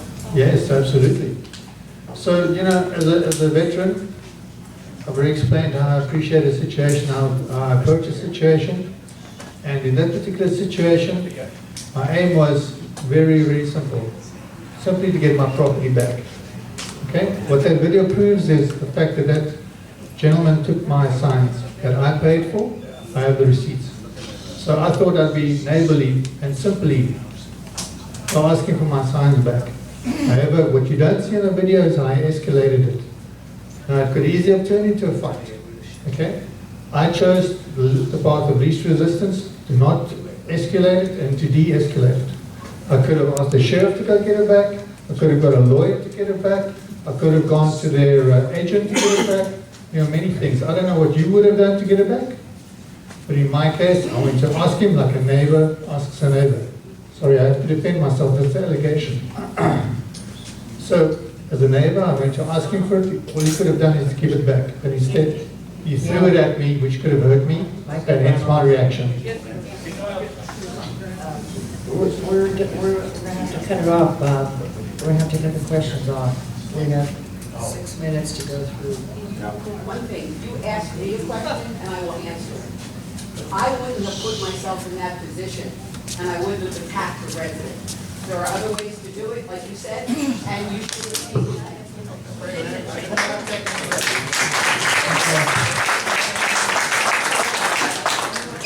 We could probably be here all night. We're not gonna stay all night. Sorry, we're not staying. I'm not staying all night. Yeah, she does. So, we're finished. Sorry, I'm sorry, we were cut off right after the meeting. Is it?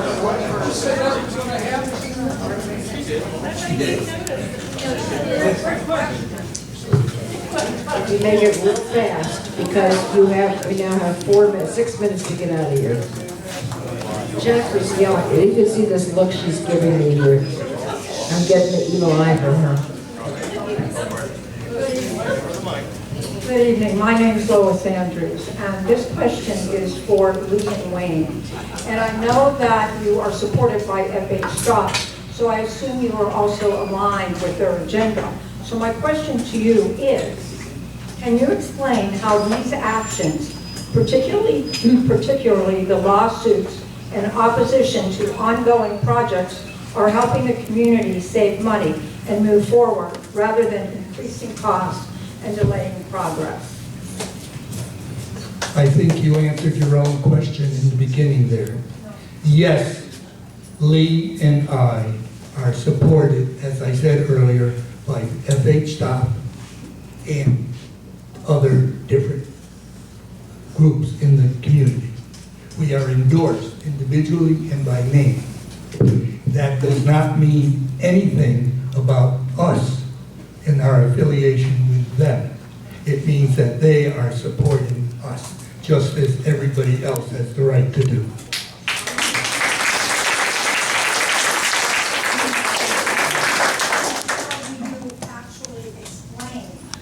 Moderator? How is this helping?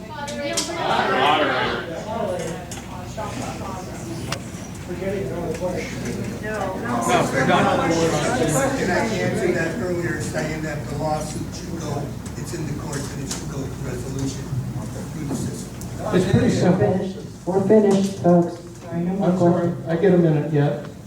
Oh, you're still answering the questions? I haven't started yet. Push the button, let's go. It's pretty simple. I've met with Stop. We share some common goals. Openness, transparency, save the open property. When I met with Stop, and if you know some Stop members in here, we had a long discussion about that lawsuit. I told them point blank, I didn't support the lawsuit. They supported me anyway. Because our vision and our goals going way forward, openness, transparency, complete information are the same. They chose a legal route to solve it. Wayne and I chose the democratic process.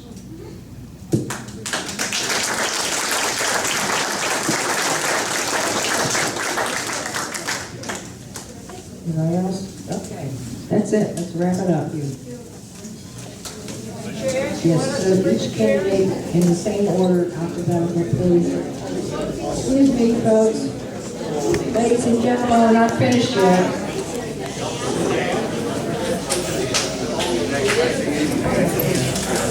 Whoever wants to start first, the candidates are going to give their 2 minutes. Go ahead, Deb. I'm going to make it a short 2 minutes. Okay. You're not If you Deb. noticed, I haven't been out on social media. I haven't aligned myself with any group. I have no people backing me. I'm an independent person. I have been interviewed by multiple people in the group. I don't represent any specific narrative, any specific group. I represent the community And this is to you out there that are gonna see this on the streaming video with YouTube that aren't here. And this is to all of you here. I represent the community. I represent my neighbors, and I represent all of you. FH staff, the elders, whoever. I represent everybody. I don't take sides. I listen to everybody. And then I make my determination on how I'm gonna act as a board member. So if I'm elected as a board member, that's how I'm gonna proceed.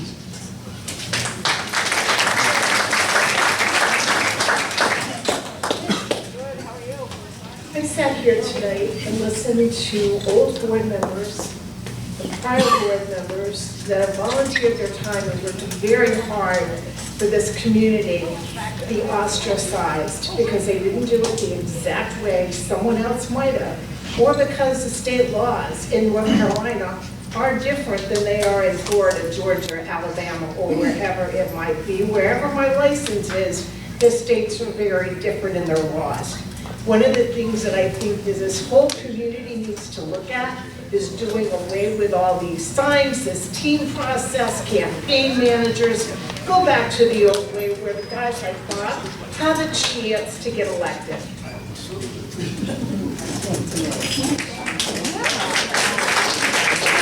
I'd just like to close by thanking everybody for taking the trouble to come here tonight. We really appreciate it, and I thank for all the good thoughts and words of encouragement that have come my way. Now, this area was originally called Treasure Cove, and for me, our residents in this community are actually the real treasure. There is only one thing on my agenda, and that's you, and you, the community. You on my agenda, number one. Not power or control. We want your input, we want people to feel heard, but we also want to have an orderly process with a lot less chaos, drama, and division. I would like to close my message by quoting from the movie Jerry Maguire, where he says, "Help me, help you. Help me, help you."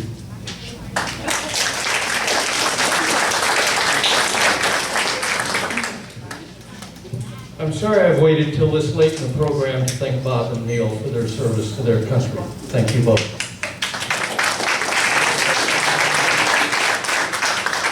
So there you have it. Now go home and think about what you heard tonight. Make your own decision. When you've made your decision, talk to a neighbor. Tell them what your decision is. Share with them why you plan to vote the way you plan to vote.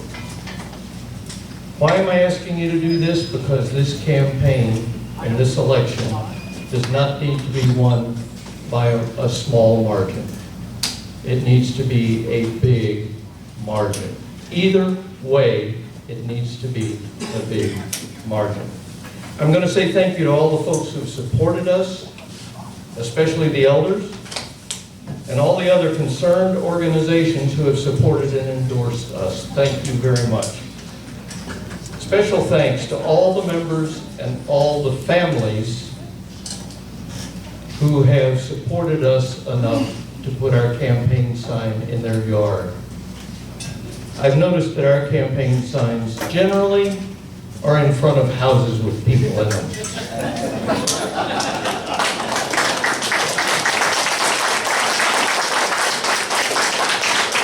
To all of you people in those houses, thank you for your support. I gotta say thank you to Joni, where's Joni? And Barb, our two team captains. I'm sorry, Debbie, I'm not dropping them as part of my team. It ain't happening. I didn't hear you, I was sorry, I wasn't listening. The outpouring, I know, I'm used to not being listened to. I have to say the outpouring of support that's come from you has surprised and humbled me. Thank you.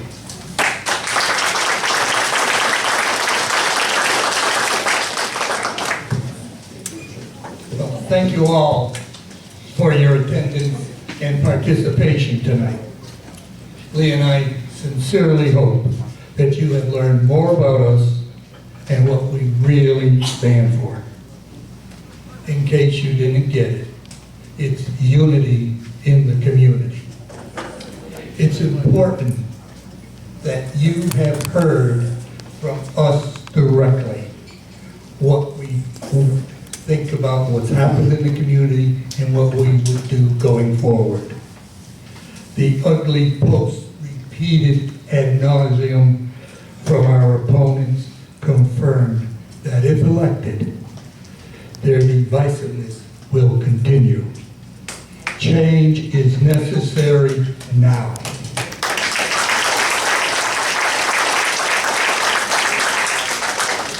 To reiterate, remember, we are running to involve each and every one of you, whether we agree with your opinion or not. We want you to get involved in the community.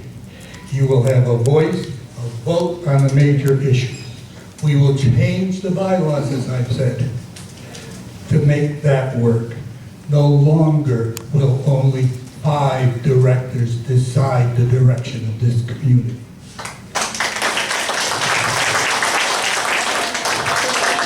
It is only common sense that a community of 2,800 people get the a vote in major changes for the ordinance. Well, you did. I'm not looking that way. I'm looking here.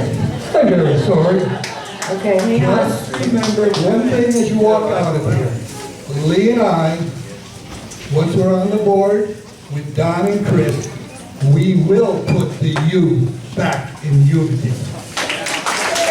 Wait, stop everybody, stop. Stop, please sit down. Please, a couple more things first. And Deputy Jade would like to say something.